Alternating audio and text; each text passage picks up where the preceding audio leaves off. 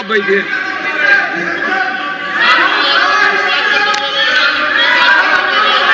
आदरणीय सभापति जी, इस धन्यवाद प्रस्ताव पर समर्थन के लिए इस सदन में अपनी भावनाओं को व्यक्त करना मैं अपना सौभाग्य मानता हूं। आदरणीय सभापति जी, विकसित भारत की यात्रा में बीते वर्ष देश के तेज प्रगति से विकास के वर्ष रहे हैं।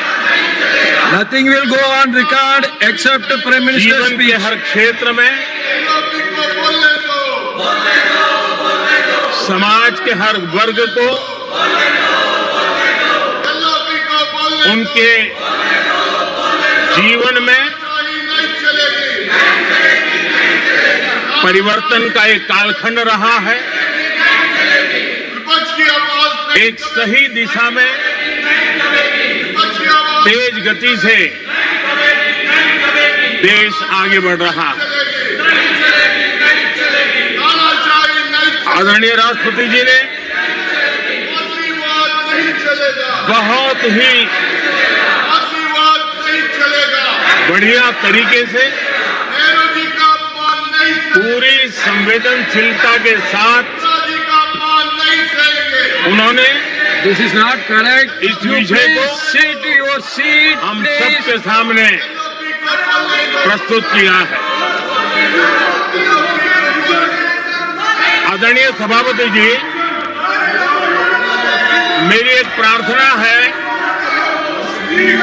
आदरणीय खड़गे जी की उम्र देखते हुए वो बैठ करके भी नारे बोल सकते हैं तो अच्छा होगा, ताकि उनको कष्ट न हो। पीछे नौजवान बहुत लोग हैं, तो खड़गे जी को No. आप बैठते बैठते भी When you are speaking, they are listening. You are नारे listening. बोलने की अनुमति दे दीजिए।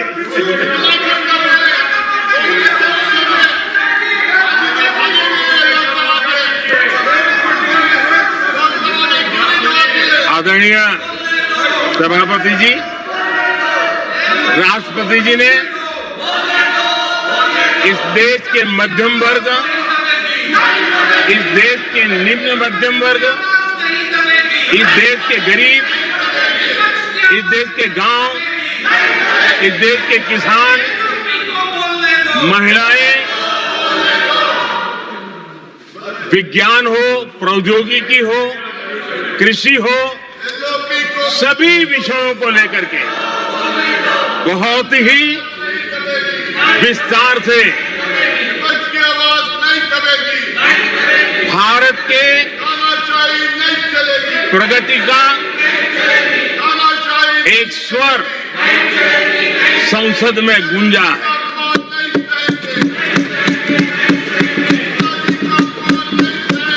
देश के नौजवान भारत के सामर्थ्य को कैसे आगे बढ़ा रहे हैं, इसकी भी विस्तार से चर्चा की है। हर वर्ग के सामर्थ्य को उन्होंने शब्दांकित किया है। और इतना ही नहीं, आदरणीय राष्ट्रपति जी ने भारत के उज्जवल भविष्य के प्रति एक विश्वास व्यक्त किया है। ये अपने आप में हम सबके लिए प्रेरक है। आदरणीय सभापति जी, 21वीं सदी का प्रथम क्वार्टर पूरा हो चुका है, लेकिन ये दूसरा क्वार्टर जैसे पिछली शताब्दी में भारत की आजादी के जंग में दूसरा क्वार्टर बहुत ही निर्णायक बना था। मैं साफ साफ देख रहा हूं कि विकसित भारत के निर्माण की दिशा में ये दूसरा क्वार्टर भी उतना ही सामर्थ्यवान होने वाला है, उतना ही तेज गति से आगे बढ़ने वाला है। और इसलिए आदरणीय सभापति जी, राष्ट्र का हर व्यक्ति ये महसूस कर रहा है कि एक अहम पड़ाव पर हम पहुंच चुके हैं। अब न हमें रुकना है, न हमें पीछे मुड़ करके देखना है।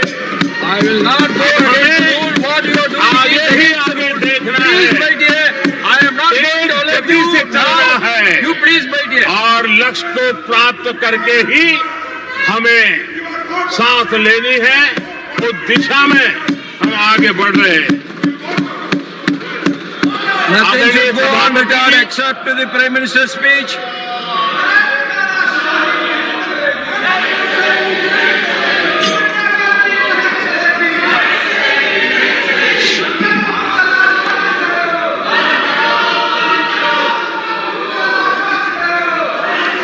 आदरणीय सभापति जी,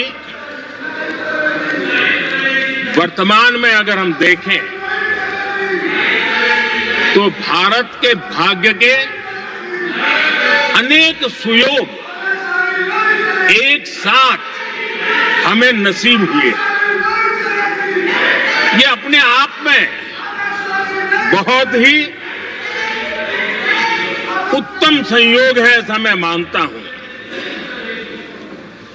सबसे बड़ी बात है, विश्व के समृद्ध से समृद्ध देश भी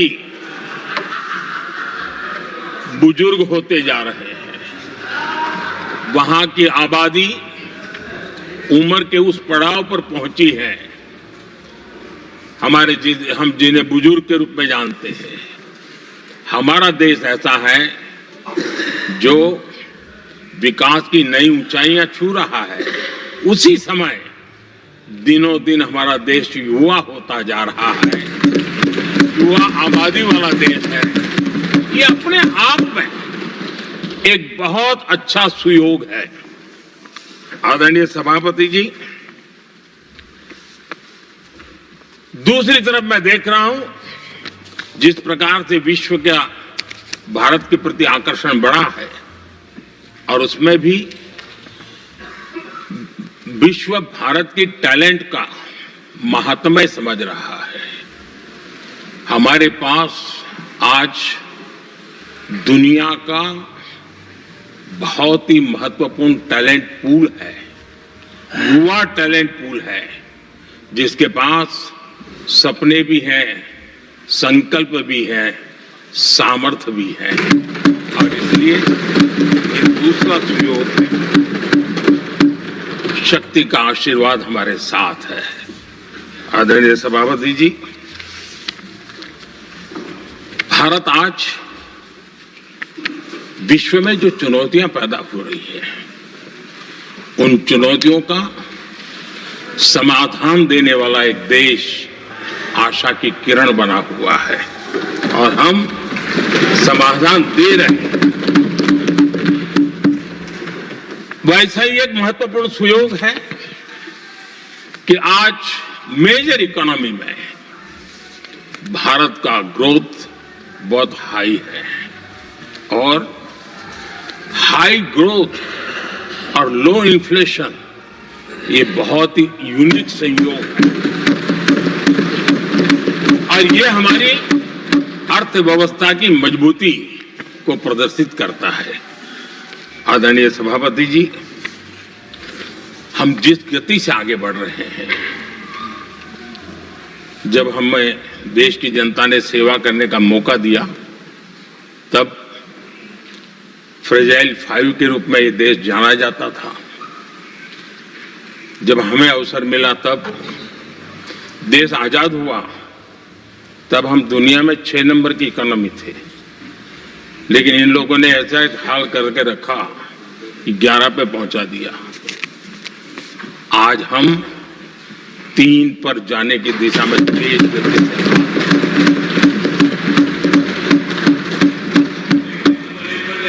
आदरणीय सभापति जी, आज कोई भी सेक्टर देश कीजिए, चाहे साइंस हो, चाहे स्पेस हो, चाहे स्पोर्ट्स हो, हर क्षेत्र में आज भारत एक कॉन्फिडेंस के साथ, आत्मविश्वास से भरा हुआ भारत है।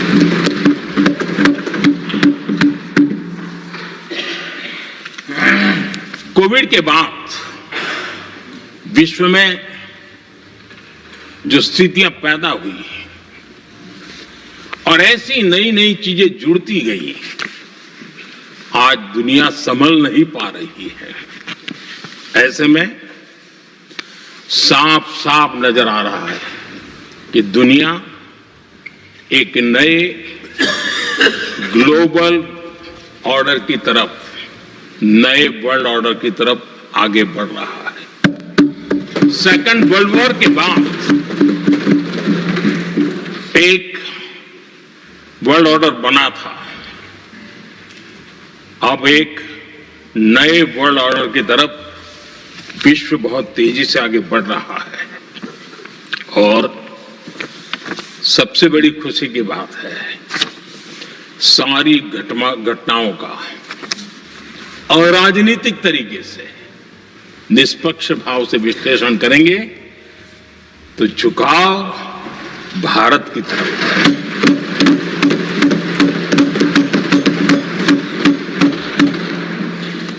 विश्व मित्र के रूप में, विश्व बंधु के रूप में आज भारत अनेक देशों का विश्वस्त पार्टनर बना है और हम कंधे से कंधा मिला करके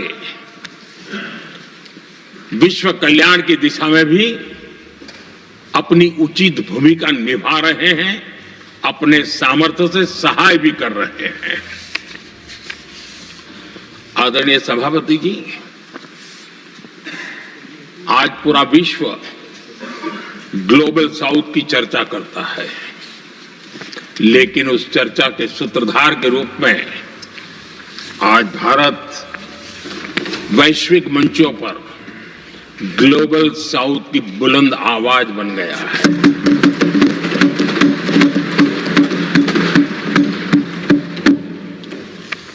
अनेक देशों के साथ आज Bharat future ready trade deals कर रहा है।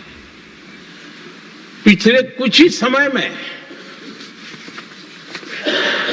दुनिया के महत्वपूर्ण 9 बड़े देशों के साथ 9 बड़े हमारे ट्रेड डील हुए और उसमें मदर ऑफ ऑल डील एक साथ 27 देशों के साथ, यूरोपियन यूनियन के साथ।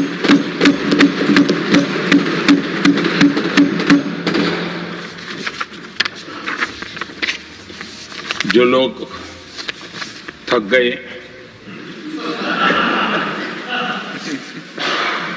बेचारे चले गए, लेकिन कभी न कभी उनको जवाब देना पड़ेगा कि देश की ऐसी हालत कैसे बना के रखी थी कि दुनिया का कोई देश हमसे डील करने के लिए आगे नहीं आता था। आपने कोशिश की होगी, पीछे पीछे पीछे बहुत चक्कर लगाए होंगे, लेकिन किसी ने आपकी तरफ देखा भी नहीं होगा। क्या स्थिति ऐसे पैदा है? दुनिया के देश ऐसे ही भारत के साथ डील नहीं कर रहे हैं। आदरणीय सभापति जी, इसके पीछे सबसे बड़ी बात, डेवलप कंट्रीज एक डेवलपिंग कंट्री के साथ डील करता है ना, वो अपने आप में भी अर्थ जगत के लिए एक बहुत बड़ा और मेरे लिए नई बात नहीं है। जब मुझे गुजरात में सेवा करने का अवसर मिला था तो मैं एक वाइब्रेंट गुजरात समिट करता था और मेरे लिए गर्व की बात थी कि एक स्टेट, हिंदुस्तान का एक स्टेट, मेरी इस वाइब्रेंट समिट के partner country, develop country Japan हुआ करता था। एक राज्य ने सामर्थ्य दिखाया था, आज मेरा देश ये सामर्थ्य दिखा रहा है। ये तब होता है जब आपके पास आर्थिक सामर्थ्य हो, आपके पास आपके नागरिकों के अंदर, देशवासियों में एक ऊर्जा हो, और खास करके मैन्युफैक्चरिंग के लिए एक मजबूत इकोसिस्टम हो, तब जाकर के विश्व आपके साथ डील करने के लिए आगे आता है। वोट बैंक की राजनीति में डूबे हुए लोगों ने कभी भी देश के ऐसे अनेक पहलुओं पर मजबूती देनी चाहिए, ये कभी उनकी प्राथमिकता नहीं रही, और उसी का परिणाम है। और जहां तक कांग्रेस पार्टी का सवाल है, मैं साफ साफ कहना चाहता हूं, और मेरे शब्दों पे भरोसा नहीं तो मैं देश को, लोगों को कहूं कुछ मत करो, सिर्फ लाल किले से कांग्रेस के प्रधानमंत्रियों के जो भाषण है, सिर्फ उन भाषणों का एनालिसिस कर लो, आपको साफ साफ लगेगा कि न उनके पास कोई सोच थी, न उनके पास कोई विजन था, और न ही कोई इच्छा शक्ति थी। और इसका परिणाम है कि देश को इतना भुगतना पड़ा। आदरणीय सभापति जी, मैं कोटि कोटि देशवासियों का आभारी हूं। उन्होंने सेवा करने का अवसर दिया। हमारी काफी शक्ति उनकी गलतियों को ठीक करने में जा रही है। दुनिया के मन में जो उनके समय की छवि है, उस छवि को धोने में मेरी ताकत लगती है। ऐसा बर्बाद करके रखा हुआ था, और इस काम के लिए हमने फ्यूचर रेडी पॉलिसीज पर बल दिया है। और आज आपने देखा होगा, देश नीति के आधार पर चल रहा है, पॉलिसीज के आधार पर चल रहा है। एडोकिज्म को हमने त्याग कर दिया है, और उसके कारण विश्व का विश्वास बनता है। हमने रिफॉर्म, परफॉर्म, ट्रांसफॉर्म के मंत्र को लेकर के आगे बढ़े, और आज स्थिति ऐसी है कि देश रिफॉर्म एक्सप्रेस पर सवार हो चुका है।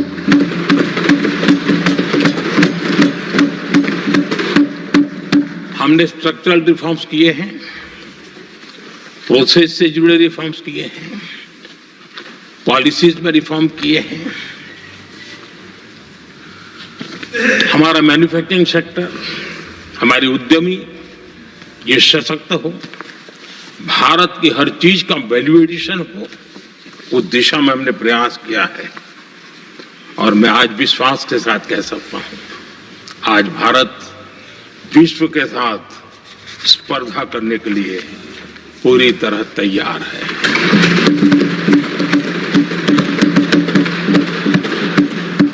जब मैं विश्व के सीईओ फोरम की समिट देखता हूं, आज दुनिया हमारे उद्यमियों को समानता के रूप में देखती है। और जब पिछले दिनों सभी दलों के डेलीगेशन विश्व में गए थे, ये भाव उन्होंने भी अनुभव किया, और आकर के मुझे सभी दल के माननीय सांसदों ने अपने अनुभव बता रहे थे, बड़ा गर्व से कह रहे थे कि हाँ, बराबरी से बात हो रही है। ये हमारे लिए अपने आप में बात है। आदरणीय सभापति जी, एमएसएमई का बहुत बड़ा नेटवर्क जितना सामर्थ्यवान होता है, वो लंबे अरसे तक इकोनॉमी को ताकत देता है। हमने उस दिशा में बल दिया, और हमने कई रिफॉर्म्स किए हैं। आज हमारे एमएसएमई नेटवर्क पर दुनिया का भरोसा बढ़ रहा है। बड़े बड़े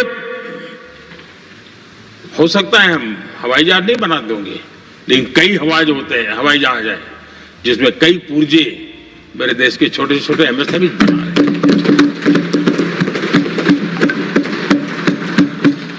आदरणीय सभापति जी, देश में हुए इन प्रयासों का नतीजा सबके सामने है।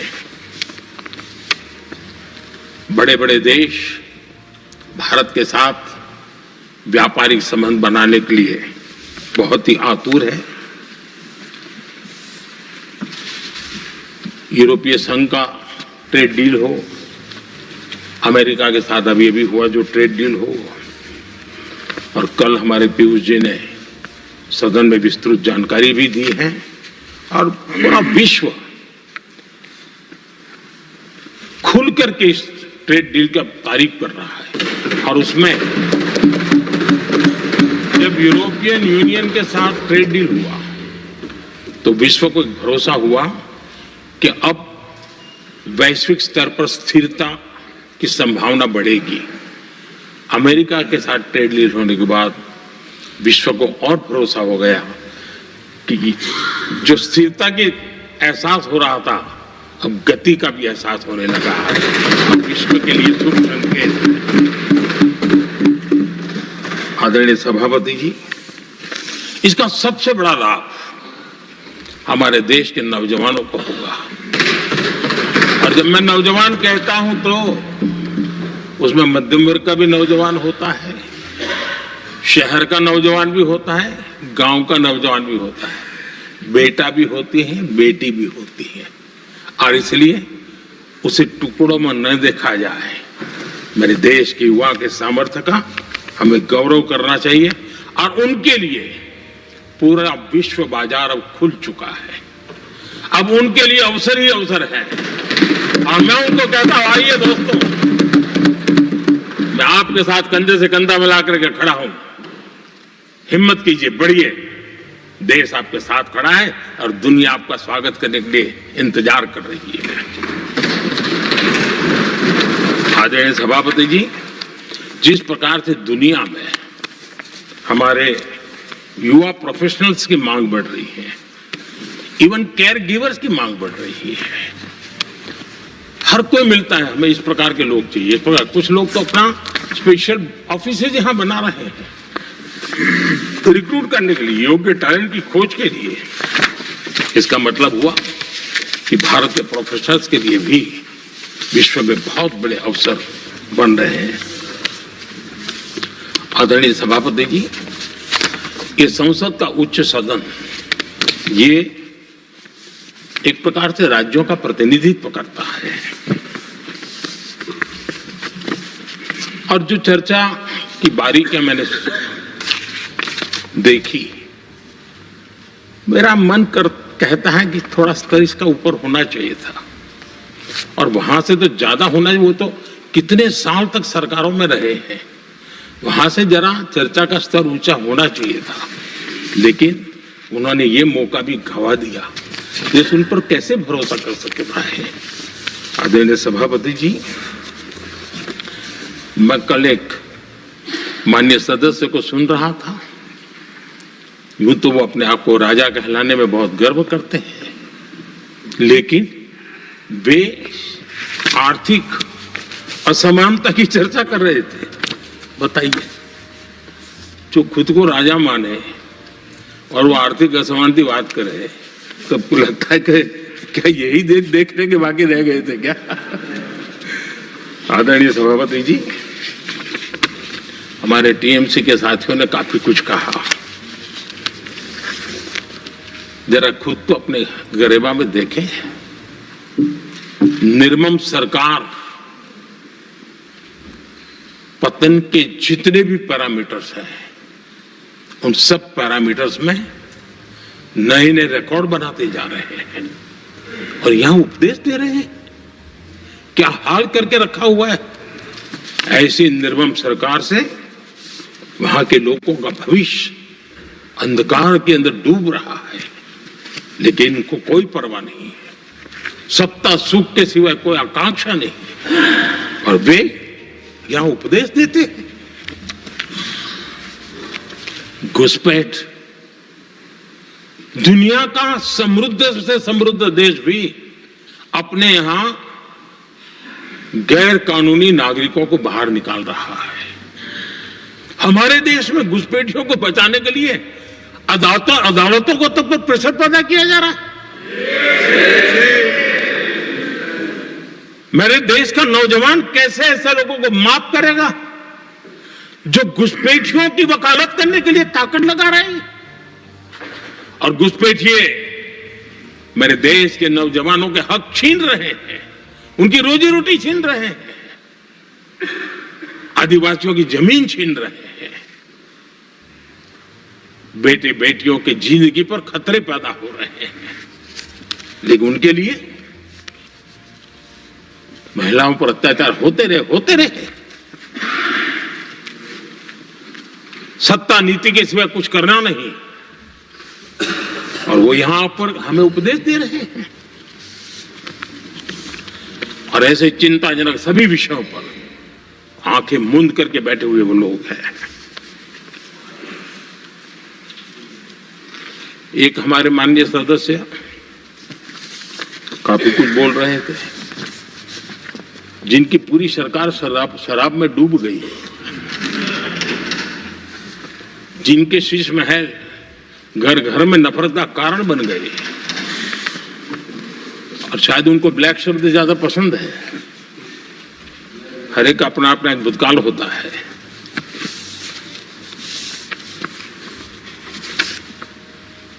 पता नहीं ब्लैक के साथ उनका क्या पुराना रिश्ता है। आदरणीय सभापति जी, ऐसे सभी साथियों से मैं आज जरूर कहूंगा, तुम कितना दुनिया को धोखा दोगे, तुम कितना दुनिया को धोखा दोगे। आईना देख लिया तो अपनी सच्चाई कहां छिपाओगे।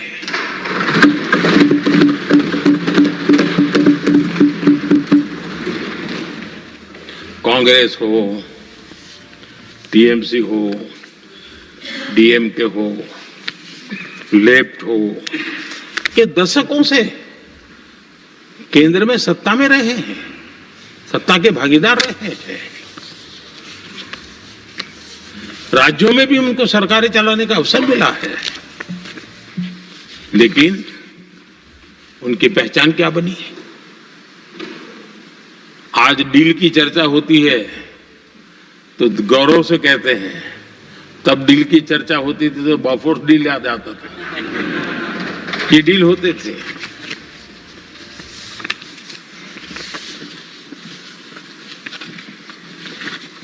उन्होंने सिर्फ जेब भरने का काम किया। नागरिकों के जीवन में बदलाव आना उनकी प्राथमिकता नहीं थी। आदरणीय सभापति जी, मैं कुछ उदाहरणों के साथ भी बात बताना चाहता हूं, क्योंकि यहाँ चर्चा में ये सारे विषय आए हैं और इसलिए मुझे कहना बहुत जरूरी है। अब एक उदाहरण देता हूं मैं बैंकिंग सेक्टर का। बैंकिंग सेक्टर एक प्रकार से अर्थव्यवस्था की ग्रिड होता है। 2014 से पहले फोन बैंकिंग का कालखंड था। नेता के फोन जाते थे और उसके आधार पर करोड़ों रुपया दे दिए जाते थे, और गरीबों को तो बैंकों में दुत्कार मिलती थी, नफरत होती थी। देश की 50% से ज्यादा आबादी बैंक के दरवाजे तक नहीं देख पाई थी।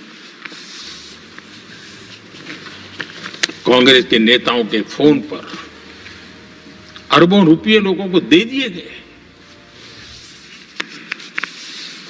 और जो ले जाते थे वो अपनी पर्सनल प्रॉपर्टी मान करके पैसे हजम कर जाते थे। यही खेल चलता रहा। कांग्रेस और यूपीए के राज में, और आज जो इंडिया अलायंस बनकर के बैठे हैं, उनके राज में बैंकिंग व्यवस्था तबाही के कगार पर खड़ी थी। मैं नया प्रधानमंत्री के पद का दायित्व मुझे मिला, मैं एक देश के मुखिया से मैं मिला, ऐसे ही बात कर रहा था। मैंने कहा बैंकिंग की दृष्टि से हम कुछ आगे बढ़ना चाहिए। उन्होंने पहले एक बार साहब जरा अभी आप नए हो, आपके बैंकों की व्यवस्था का अध्ययन कर लीजिए। हम कैसे हिम्मत करें? एक देश के नेता ने कोई ये जानकारियां थी, उसने मुझे बताया। यहां इनको कोई परवाह ही नहीं। यानी एक प्रकार से उन्होंने जिस प्रकार से बैंकिंग व्यवस्था को एनपीए के पहाड़ खड़े हो गए थे। जहां भी देखो चर्चा चलती थी, एनपीए का क्या होगा, एनपीए का क्या होगा, कैसे बचेंगे। आदरणीय सभापति जी, चुनौती बड़ी थी, लेकिन हमने समझदारी से काम लिया। बैंकिंग व्यवस्था के सब कर्ता धर्ताओं को विश्वास में लिया। रिफॉर्म की आवश्यकता थी, हिम्मत के साथ रिफॉर्म किए, पारदर्शी व्यवस्था बनाई, ढेर सारे बैंकिंग रिफॉर्म्स हुए, और जो सरकारी बैंक दुर्बल हो चुकी थी, ठीक नहीं चल पाती थी, उसको हमने बड़ी बैंक के साथ मर्जर कर दिया। और मुझे याद है किसी एक महाशय, बड़े अपने आप को विद्वान मानने वाले, लिखा था, अगर मोदी सरकार बैंकों में ये कर ले तो हिंदुस्तान का बहुत बड़ा रिफॉर्म हो जाएगा।